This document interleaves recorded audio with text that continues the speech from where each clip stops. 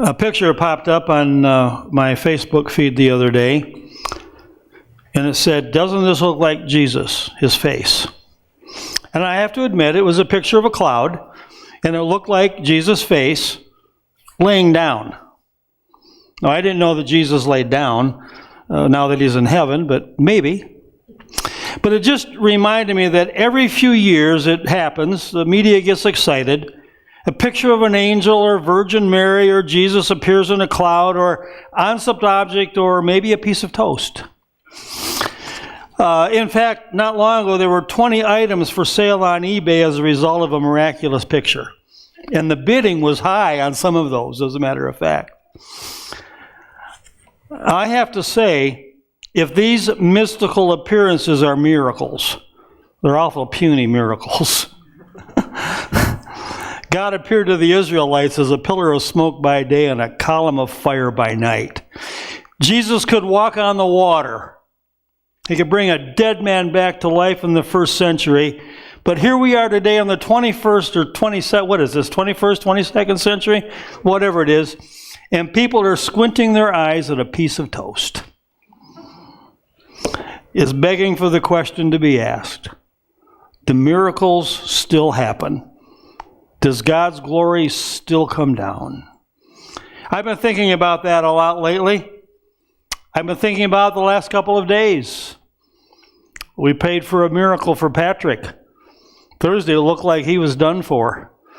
And the other day, yesterday, the doctor said, "Well, you may come back in a year and find out I was wrong." That's a miracle, folks. That's a miracle. How do we recognize miracles in our lives? What is a miracle? John 20:30 says, Jesus performed many other signs in the presence of his disciples, which are not recorded in this book. Miracles. John 21:25 says, Jesus did many other things as well.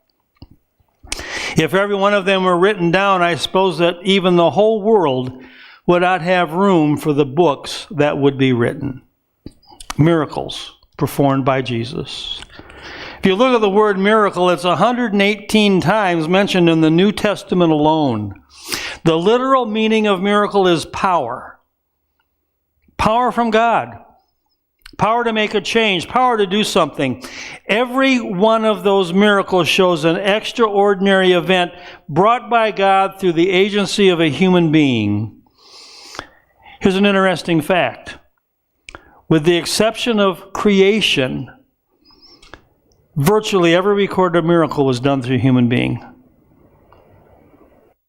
I think of the disciples healing. I think of times in our society where we've anointed somebody and they were healed because God touched them. God does the miracle, but a real live human being is the agent. And it was that way so many places in the Bible, in the Old Testament, in the New Testament. Somebody would prophesy about the miracle or follow God's commands so the miracle could take place. And it would happen because God's power would fall on them and he would be able to work. Miracles are the supernatural intervention of God. Well, here's some thoughts that I have. All of us have needed a miracle in the past, need one now, or will need one in the future. I'm thinking of past miracles. I'm thinking of times where just in our church in the 22 years that I've been here, where we've prayed for people and God has touched them and they've gotten up and got moving again. I'm thinking of a lot of stories down through my life and down through history where people have prayed and miracles have happened. And when those miracles happen, it reminds us that God is still on his throne and still doing his thing. When we remember the miracles in the past, it encourages us for the now and for the future. I have thought about several people this week who need a miracle. Not just Patrick and Denise, but there were others that I've talked to this week that just, Pastor, I need a miracle. Whether it's financial or physical or for wisdom or something, they need a miracle. They need it now. And you can be encouraged because God's still in the miracle doing business. You may need a miracle in the future. And by the miracles that we've seen in the past and the miracles that we have now, it gives us encouragement for the miracles we're going to need in the future. None of us knows what tomorrow holds. None of us knows what's going to happen next month or next week or next year or anything, but some point we're going to need a miracle. I can tell you this, when miracles happen, they jumpstart our faith. But here's some advice. Don't wait until a storm hits to learn how to believe God for a miracle. The reason is because during storms our faith is tested. And when our faith is tested and when our emotions are low, it can cancel out our faith.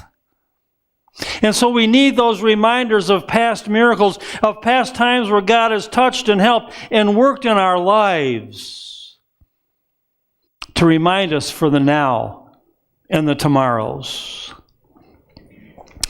You and I tend to wish and hope and make silly prayers. Now, don't throw rotten tomatoes at me. But I know people who have prayed, Lord, let me win the lottery. You got to buy a ticket first. I'm not condoning that. Lord, I need some money. Just let a check come in the mail.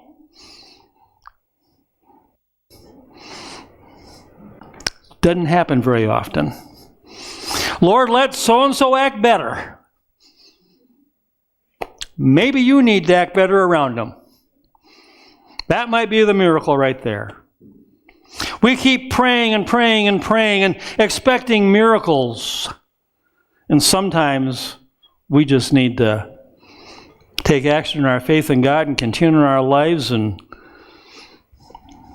let Him do it. Miracles are not just hit and miss. You can't just tap into a miracle. I'm thinking about God's kingdom and how it operates under laws. Now, I could go up here on the roof of the church. Not that I would.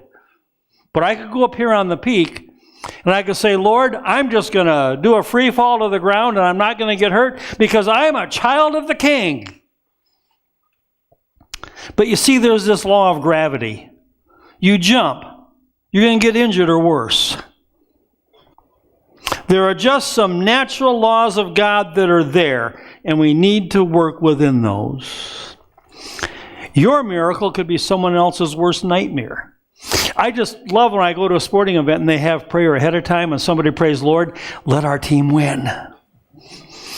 Well, somebody on another team is praying the same way, Lord, let my team win.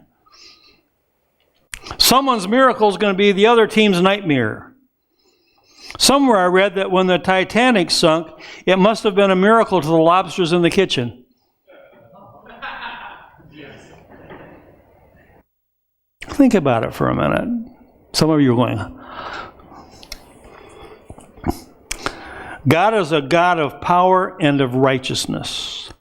You won't see miracles unless you're following in His ways. You got to have the goods. You got to have what's going to make you praise God when that miracle comes. Then you can expect a miracle. But here's a thought, because I think too many of us just look for miracles all the time.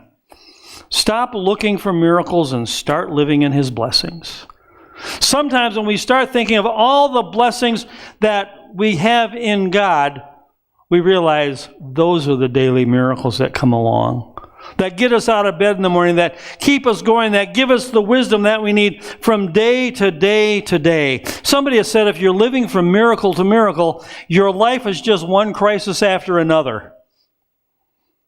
Blessings are better than miracles because it's God working in our life daily.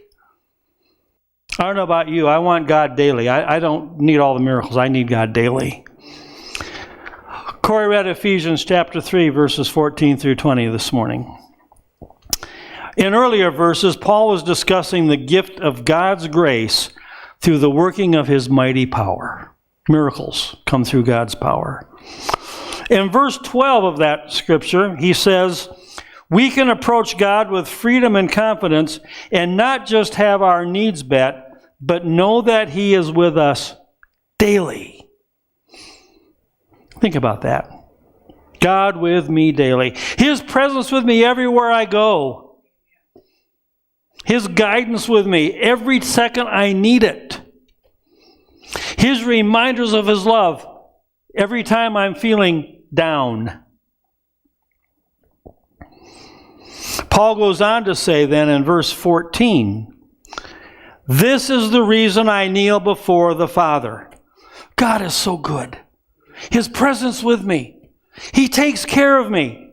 I'm a servant of His gospel bag, the gift of His grace given to me through the working of His mighty power. Back to verse 7. He says, because of all that, I feel confident to pray. From whom His whole family in heaven and on earth derives its name. We're Christians. Jesus Christ. Followers of Him. Christians. We get our family name Christian from Him. That's why we can feel confident to pray. He's going to take care of His family. Here's what Paul prays for us, a life of power. Verse 16. I pray that out of His glorious riches He may strengthen you with power through His Spirit in your inner being. Oh, the very core of who we are. Christ in us, the hope of glory. Christ in us who gives us that power to keep going day after day after day after day after day. Verse 17. Verse 17.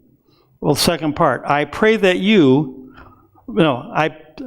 verse 17, so that Christ may dwell in your hearts through faith. We can't see Him, but we can believe He's there. We can feel His presence. We can seal His work around us and know that it's He who is taking care of us. And it's through faith, through the little miracles that happen, through the daily presence, through getting through each day, that we are reminded that He's in our life. And the more we see, the more our faith increases, and the more we believe in Him, and the more blessings that we see because we're looking for them. Somebody said the other day that if you want to start spotting a red car, just start looking for them. I know, I found that if you want to start spotting a red car, drive a red car. And you're going to see all kinds of red cars. If you want to start seeing a dark blue Dodge Ram pickup truck, go get one. And you know what? You'll realize how many of those things were made.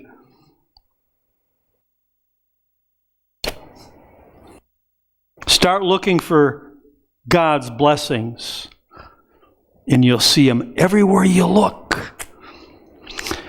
The greatest miracle is real simple. Jesus Christ came to this earth. That's a miracle we're going to be celebrating in a few weeks. Every year we celebrate the fact that Jesus Christ came to this earth. That's a miracle. But when He left, He sent His Spirit to live within us. Verse 17 again. I pray that you will continue being rooted and established in love. Marcy's middle brother passed away a few years ago. You remember that. We took off to Michigan for a funeral. He was cremated. He loved the Nazarene campgrounds up on eastern Michigan like most of our family does. And we got permission to bury his remains in a hole and plant a tree. Every time we're up there, I drive by that tree just to see how it's doing, as some of the other family members do. And you know, that thing's growing and just blossoming and just taking off. And I keep thinking about this rooted and established in love. That tree is rooted and established in Kevin's remains. He must have been potent because that thing's taken off. We are rooted and established in God's love. Think about what that means. Our roots go into Him. Our roots go into His love. And if that's where our roots are coming from, what's going to come out?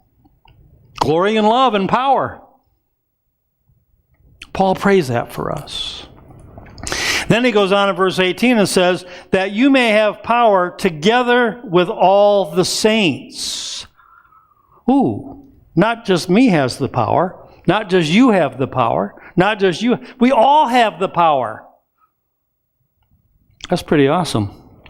But it goes on to say, and if you listened on Wednesday to the devotions, this is going to sound familiar. Power together with all the saints to grasp how wide and long and high and deep is the love of Christ. On Wednesday, I mentioned another verse back earlier there in Romans. Who can separate me from the love of the Christ? Neither height nor depth nor width, nothing can separate me from the love of Christ. And so here we find a verse talking about how deep, how wide, how awesome, how wonderful God's love is. It's so wide we can't get our arms around it. It's so long we can't get to the end of it.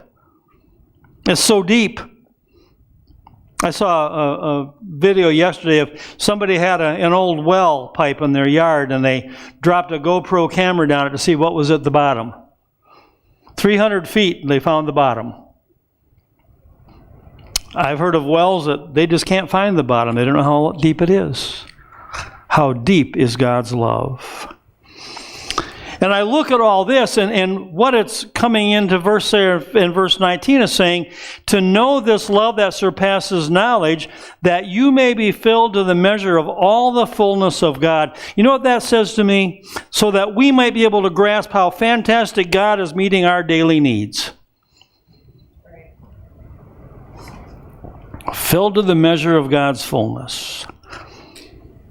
Well, I think about all that, and I look at this verse 20. Now to Him who was able to do immeasurably more than all we ask or imagine. Oh, man. I know some people that really can handle a heavy load. I know some people that can you can ask them to do something and they just carry through on it no matter what's going on. They just seem to have the ability just to go and go and go and go like the Energizer Bunny.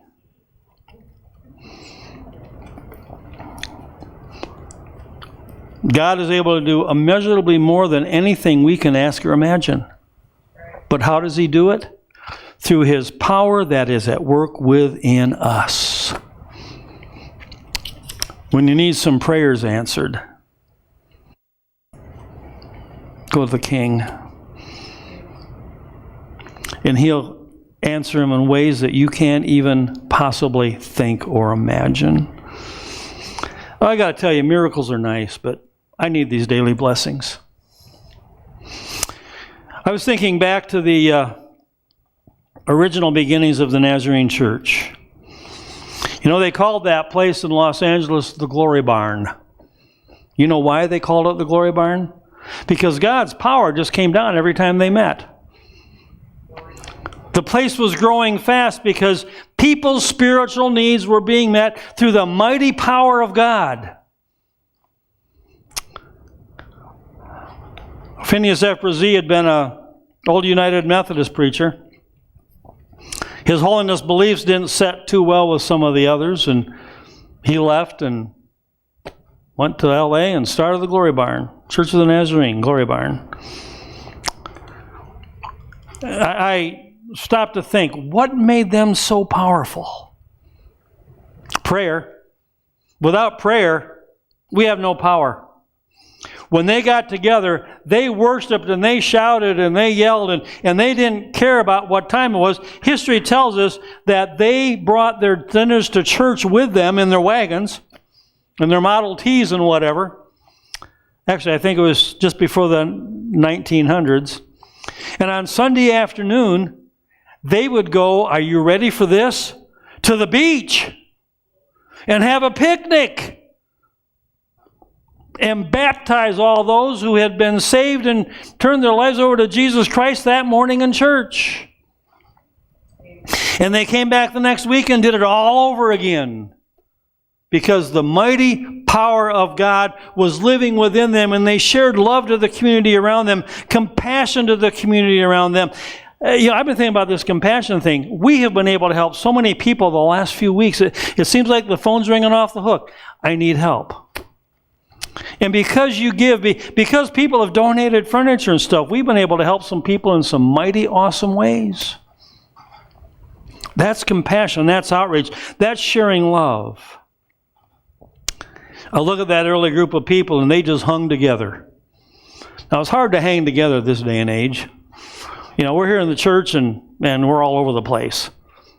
Actually, it's kind of neat. Everybody's not on one side. They're spread around. We have to do that now. There's 25, 30, maybe more online this morning in their various homes, different places, part of the service. But we're together. We're together in worship. We're together in spirit. We don't have to be together physically, although that's a good thing. But we have to be there in one accord, unity. And I think the biggest thing we need to do is allow God's presence into our lives. Each one of us individually. And then it spreads to the next person, it spreads to the whole church, to where we're shouting glory together every week, during the week when we have chances to get together. And as a result, at the end of the day, at the end of the week, at the end of the month, we can focus on what's holding us together rather than what's tearing us apart on the inside. That's God meeting my needs daily through His mighty power. And it becomes a glorious walk with Him day after day after day. Join us as we sing that song this morning. It is glory just to walk with Him.